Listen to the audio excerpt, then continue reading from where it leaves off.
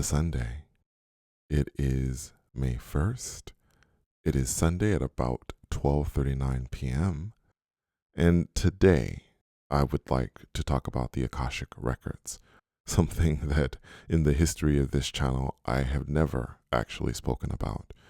And that could be because I've assumed that I've never really visited it, though there's a possibility, there's a few times where I think I may have gone there and not realized I was there. On this in this experience that I'm going to talk about with you today, after it happened, I was a bit confused about what it was. Then, after I spoke to my mom, it made sense. And I felt like I wasn't going to put out an entire video on the experience. It was relatively short, but I wanted to use it as an example of when experiences are different. So in this experience, I was in darkness, as I usually am in the beyond body. And there was a movement to the floor, I believe, and I was lying on the floor and I could feel a hand reaching out. Now, don't ask me how I could actually feel the hand. I knew there was a hand there, even though I was in darkness. And I reached out and I took the hand, and the hand pulled me up to my feet. So I was at that point standing, and as that happened, the darkness lifted.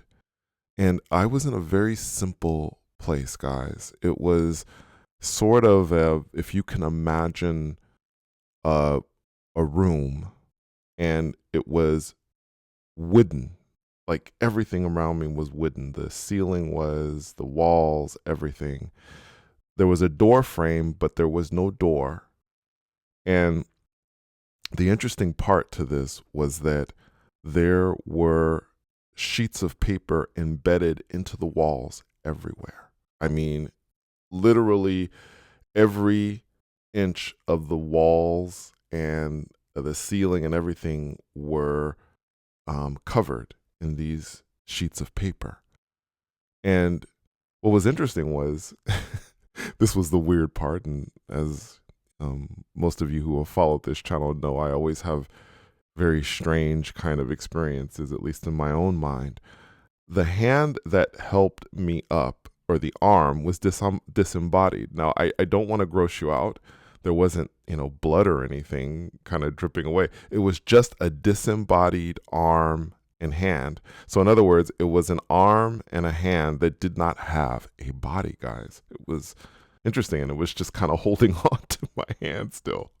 And I thought it was quite bizarre. Now, I did something that I'm not exactly sure why I did this, but I did it anyway. I took the arm, a hand that was attached to an arm that had nothing else, and I threw it against the wall. Not sure why I did this. There was some part of me that knew to do this.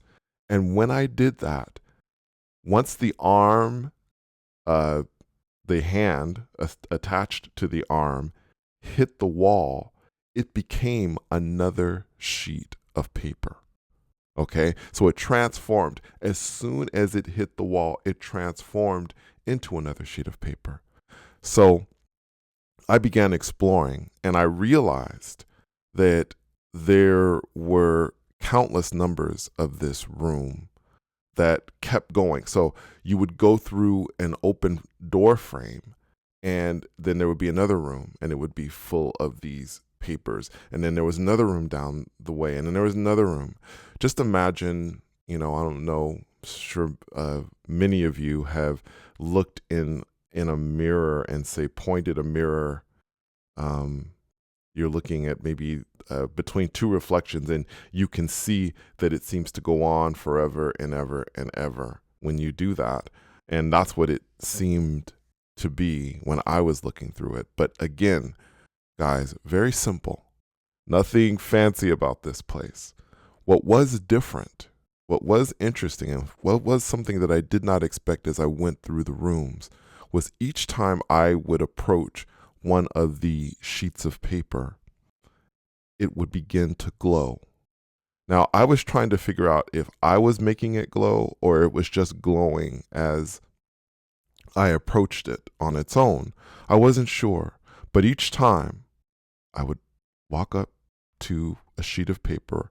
I remember trying to read one. It was very difficult for me to read, and it would glow, and it was as if there was a light coming out of the actual surface of the wall. You would see it. It would just glow, and then as I walked away, the glow would fade. And just in case you're wondering, I'm sure some of you are wondering, well, what did you what did you find out? What wisdom did you get from this? And honestly, and I'm always very honest and very transparent on this channel, I wasn't really able to read what I was seeing. I was having a lot of difficulty looking at that and reading it.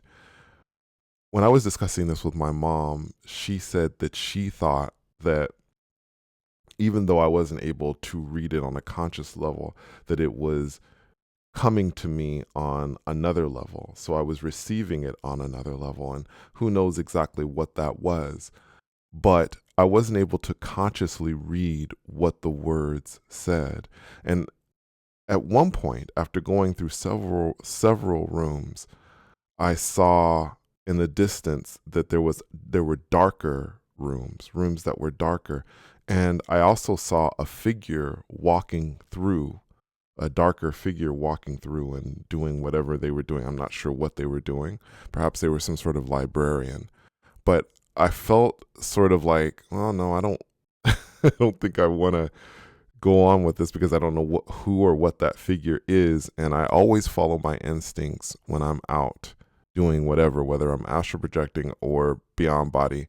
If my instincts tell me to kind of end it at that point, that usually means that it's time to go. So that's what I did. I went back after that and opened my eyes, and that was it. But I wanted to talk a little more about the bigger picture here. And again, I use that story as an example, that experience as an example, to let you know that you may see things completely different.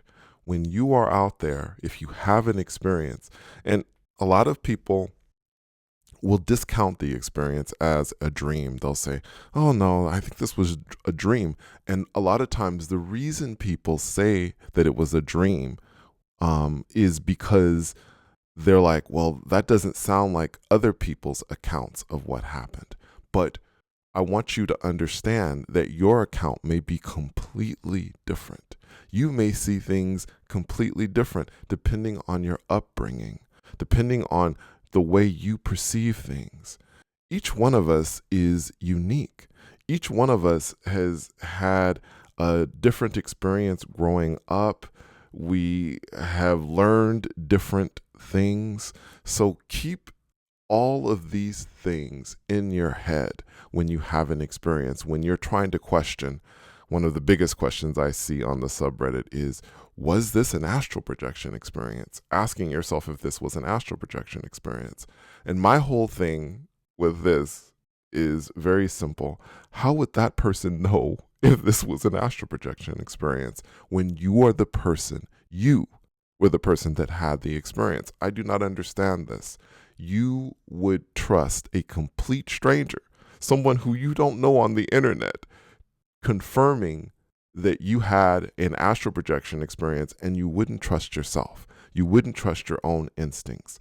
And my thought usually is, really always is that if you're on the subreddit and you're asking this question, you actually believe that you had an experience. That's why you're there. But you're just trying to get confirmation that it was an experience.